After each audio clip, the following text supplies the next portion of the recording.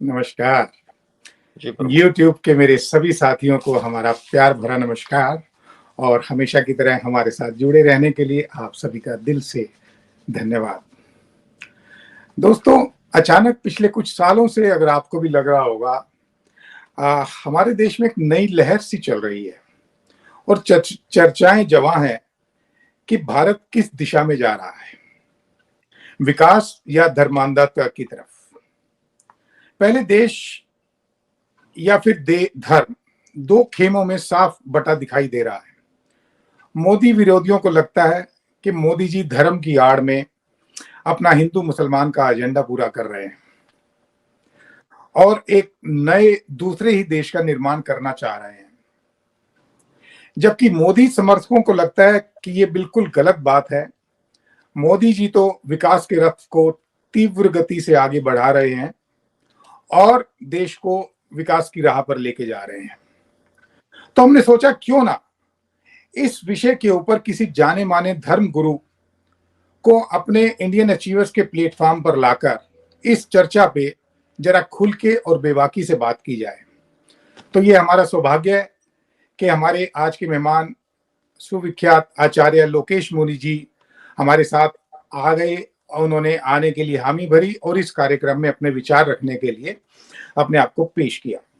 तो चलिए आज हम स्वागत करते हैं हमारे आज के मेहमान विश्व शांति दूत और सुविख्यात जैन आचार्य लोकेश मुनि जी का, जिनको किसी परिचय की मोहताज नहीं है। आचार्य जी बहुत बहुत स्वागत है। और हमारे वरिष्ठ पत्रकार साथी विजय गौड़ जी मिनेसोटा से हमारे साथ मौजूद है। तो हम ज्यादा समय ना गवाते हुए शुरू करते हैं अपने सवालों का सिलसिला।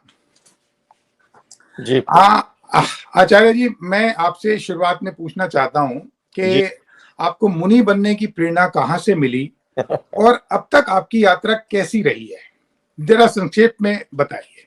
नहीं, मैं बताऊंगा, लेकिन मैं सोचता हूँ मैं अपना पिटारा खोलूं। अगर आपकी बनने की इच्छा है तब तो मैं उस तरह से खोलूं और जी नहीं। जी, जैसी आपकी इच्छा हो सर, ये खुला मंच है। नहीं, मैं ये कह रहा हूँ अगर आपकी मुनि बनने की इच्छा हो तो मैं उस तरह से खोलूं। नहीं नहीं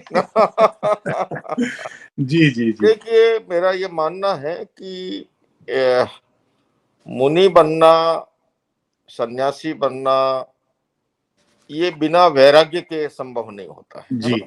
मुनि कोई बाना पहनना मुनि तब नहीं है ना। कोई वेश धारण करना संत बन जाना नहीं होता है। जी इसमें वेश नहीं, परिवेश नहीं, आंतरिक रूपांतरण आवश्यक होता है। और वैराग्य के लिए दो कारण हो सकते हैं। एक, आपके जीवन में ऐसी कोई घटना, दुर्घटना घटी और आपके जीवन में बदलाव आ गया, जैसे हम महात्मा बुद्ध की कहानी सुनते हैं या ऐसे और भी महापुरुषों की कहानी सुनते हैं। जी। दूसरा मेरी समझ में है, वो है प्रारब्ध। क्योंकि मैं पूर्व जन्म में भी विश्वास करता हूँ, पुनर्जन्म में भी विश्वास करता हूँ। ओके। और हम ये संस्कार, जिसे जैन दर्शन में कर्म कहा, वो जन्म जन्मांतर से हम लिए चले आ रहे हैं। तो मैं जब अपने संदर्भ में देखता हूं तो मेरे जीवन में ऐसी कोई घटना, दुर्घटना तो नहीं घटी।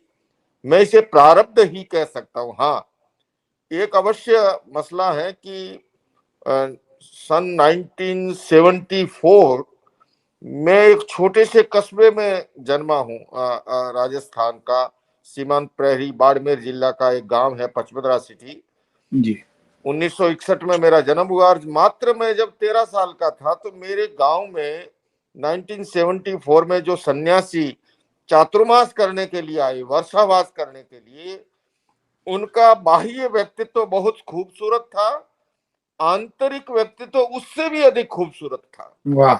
और मैं उनकी तरफ खींचा चला गया और मुझे लगा कि मुझे भी इनकी तरह बनना है। अब मैं ज्यादा कुछ जानता नहीं था, वैराग्य क्या, मोक्ष क्या, ये मार्ग क्या है, पर मैं इतना ही कहूंगा उस समय यहाँ से शुरुआत हुई कि मुझे इनकी तरह बनना है। लेकिन चूंकि मैं 6 भाइयों और 2 बहनों में सबसे छोटा था और हमारे यहाँ पेरेंट्स की अनुमति के बिना दीक्षा होती नहीं है, तो बड़ा लंबा संघर्ष काल रहा मेरा। और जब मैं 22 वर्ष का हो गया 1983 में, जी। तब तक समझ बढ़ गई, बुद्धि बढ़ गई। तो लिविंग विद पर्पस, उद्देश्यपूर्ण जीवन, सार्थक जीवन, जिस मनुष्य को देव दुर्लभ कहा गया, उसको केवल तेल लूण और लकड़ी के चक्कर में जाया नहीं करना, और एक उद्देश्यपूर्ण सार्थक जीवन जीने के उद्देश्य से मैं इस मार्ग पर आया। और 8 अक्टूबर 1983 को आचार्य तुलसी जी के कर कमलों से मेरी दीक्षा हुई। ओके। जी जी जी, बहुत ही बढ़िया। तो आचार्य जी, भारत जो है वो हमारा महान देश, कई धर्मों का जन्मदाता है। सदा से हमारे जो आचार्य संत मुनि हमें भारतीय समाज को मार्गदर्शन करते रहे हैं। आज के संदर्भ में क्या लगता है आपको, भारत में धार्मिक स्थिति में ये जो स्ट्राइफ, ये जो संघर्ष हम देख रहे हैं, इसके विषय में थोड़ा सा हमारे ज्ञान दीजिए। देखिए, पहले तो मैं ये कहना चाहूंगा कि भारत देश जो है, अनेकता में एकता उसकी मौलिक विशेषता है। बहुलतावादी संस्कृति उस देश की खूबी है।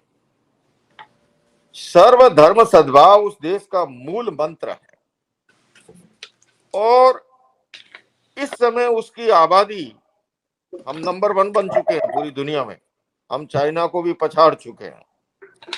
तो जहां 140 करोड़ के आसपास की आबादी के अंदर आज भी मैं देखूं बहुसंख्यक जनता वो शांति प्रिय है, वो वसुदेव कुटुंबकम में, अनेकता में एकता में, बहुलतावादी संस्कृति में, सर्वधर्म संभाव में विश्वास करती है। हाँ, इतनी बड़ी आबादी में छिटपुट घटनाएं कहीं कहीं होती है, मैं ये कहूंगा नहीं होती है, लेकिन देश का आम नागरिक जो है वो शांति प्रिय है और प्रेम, भाईचारा, मोहब्बत, इंसानियत, आदमियत में विश्वास करता है।